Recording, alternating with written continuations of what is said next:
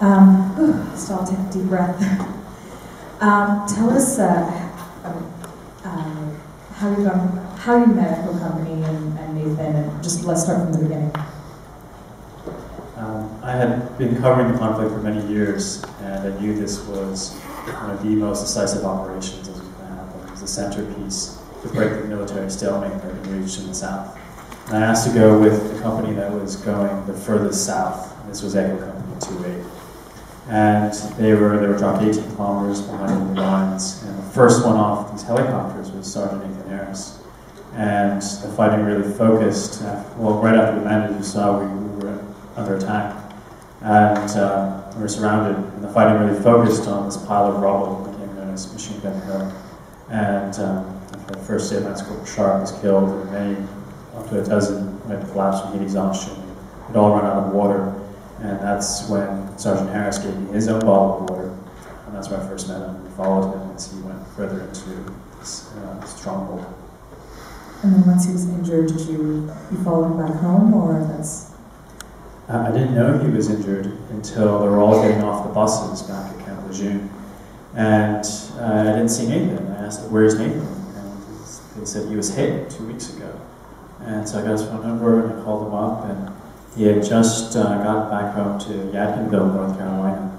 And I went up there to visit him, and he would introduce me to his friends and family as this guy was over there with me. And so instantly I was accepted into this very rural Baptist community, and I essentially lived with him and Ashley for several months. I mean, the intimacy that you captured was incredible. And Ashley is amazing. Can you talk a bit about her, and does she have a support system? Yeah, Ashley is this angel. She's just this amazing woman that has always been there for Nathan. And this is his third deployment. And after every deployment, he wasn't ever injured like this, but he comes back with these psychological injuries. And she's always been there to help him through it. And I didn't know this was going to be a story about coming home from war. I had no intention to make a film. It just evolved the story. I knew I had to follow Nathan and his hurt. And so it also became about Ashley and what the caretakers go through. This war isn't simply about what happens on the battlefield, but what happens when these guys get home and what happens to their families. So it's trying to show that they go through, and they bear the burdens just as much as those who are fighting them. Let's take some questions from the audience. Right there, yes. What does the American military say about the result of the film? Because some of it seems very, very graphic. You certainly look at the element from the micro system, and from what I can see, notwithstanding the fact that I've been in Afghanistan, in the civilian aspect, is that the war will never be won. And you have so many young people, idealistic, naive, well-trained when you counterpoint to see the Afghan soldiers who don't have the discipline and don't have the equipment and don't have what I call the moral or the emotional fortitude, not necessarily against them, but counterpoint to the American, coming up against the villagers, which you portray very, very actively and correctly, is that they're caught between two extremes. And the point in Afghanistan, as you well know, is security, whoever can provide security. So what does the American military or the higher levels think of this particular aspect? Because it shows on one level positive, but it also shows negativity, that Vietnam or Afghanistan is just a big sucking engine. So what did the U.S. military think of the film? This was approved the whole way through. To be able to be embedded with the soldiers, you go through a very intensive amount of paperwork. And I was accredited with the New York Times, and once you're approved, you have unfettered access. You sleep, eat, and go out on any patrol, in any unit, in any area. And there isn't anyone there to look at your footage or to review it, so there's a tremendous amount of freedom. And so we have shown it to the military, and they're very neutral. They can't endorse it because it is a civilian project.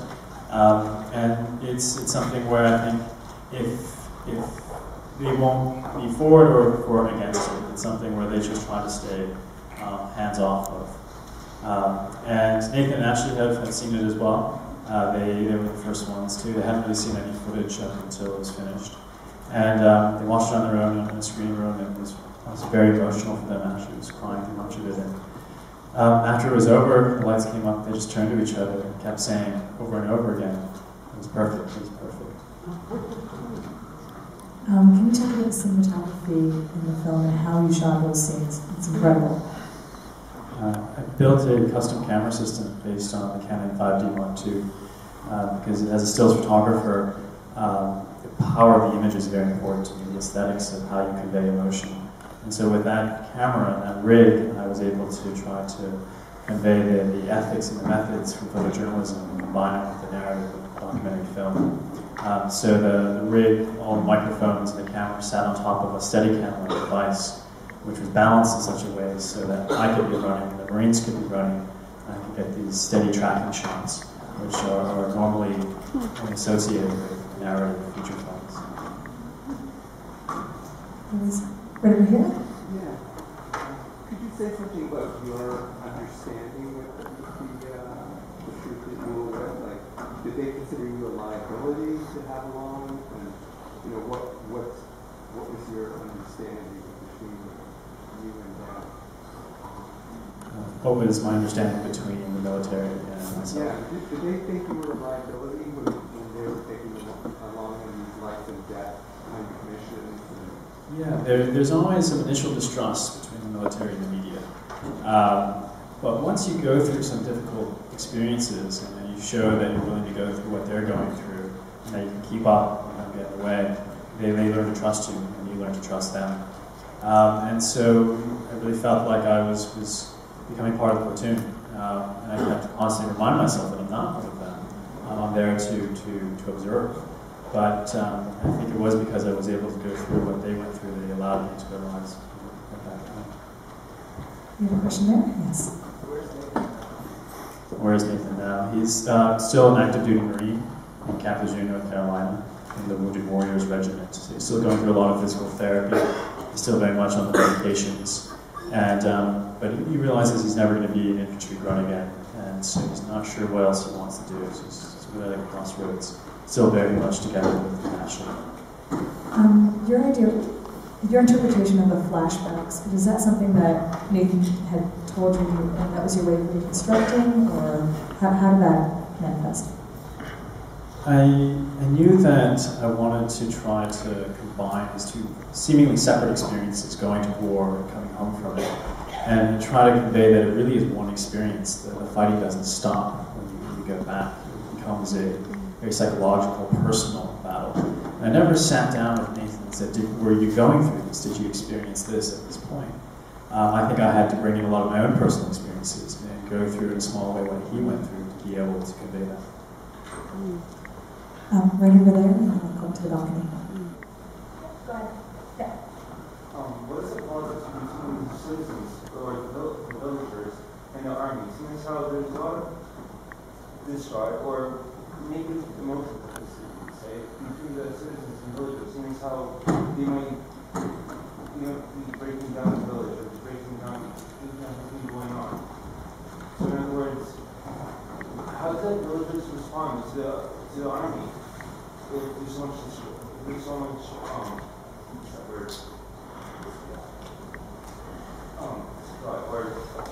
What was the relationship between the villagers and the Marines? The villagers are very much stuck in the middle between the Marines and the Taliban. They don't really want to take sides. They really want to try to stay uninvolved. So they don't give much information to the Marines. They don't really help the Taliban. And it's very frustrating for the Marines because they try to, they say they're here to help and they're genuine about that. But they don't know who they're talking to. They're not sure if it's a villager or an insurgent. And the Afghan villagers also know the Marines will eventually leave. And so if they do try to help them down the road, the Taliban would face repercussions from the Taliban. Yep, right over here.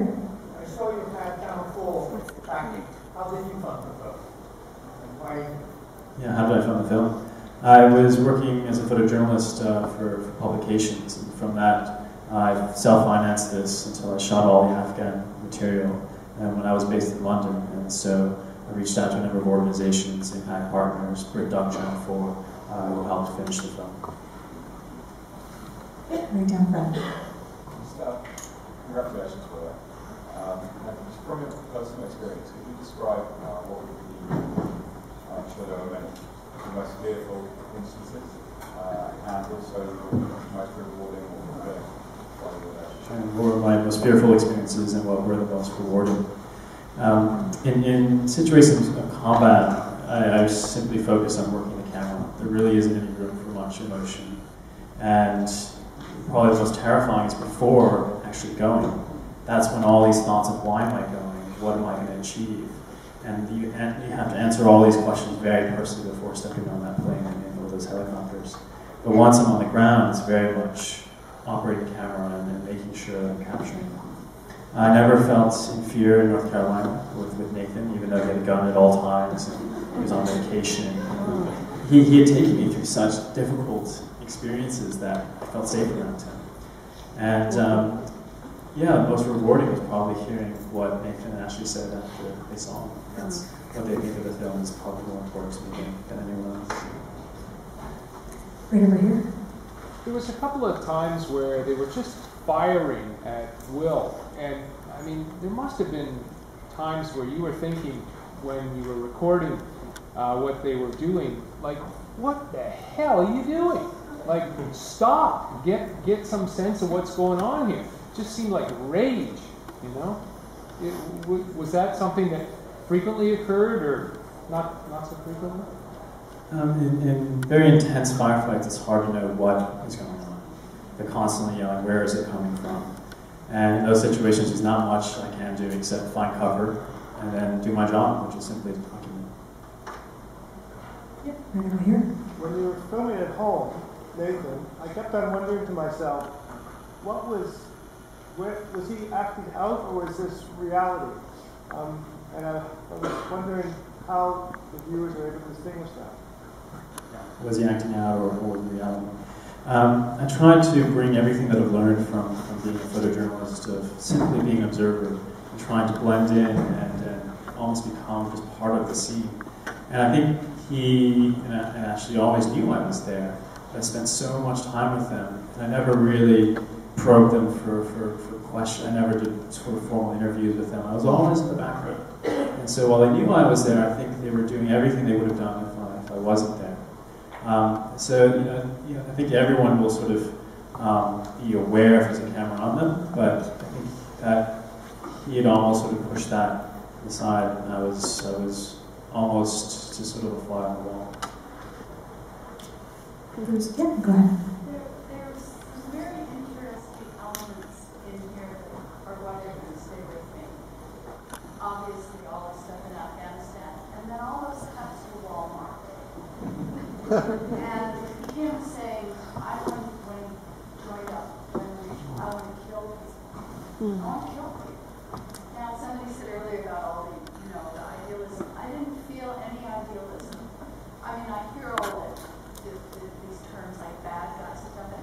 So the Walmart could be really connected with that sense of people who were over there who had no idea about the country they were in or how to communicate or anything. I assume that was all what you're really, part of what you're trying to get across. And then all the shots of him with that gun. I mean, you're worried about his life down the road, everything.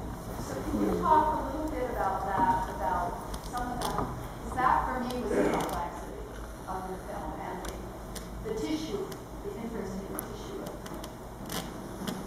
the film. Well, yeah, it was trying to put these two worlds side by side, to try to show that they are one experience.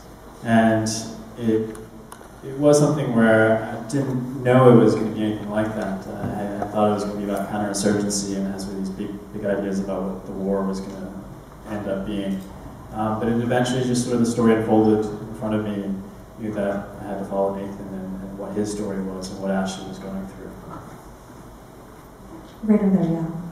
Could you give us some idea of how long the story, the timeline of when you were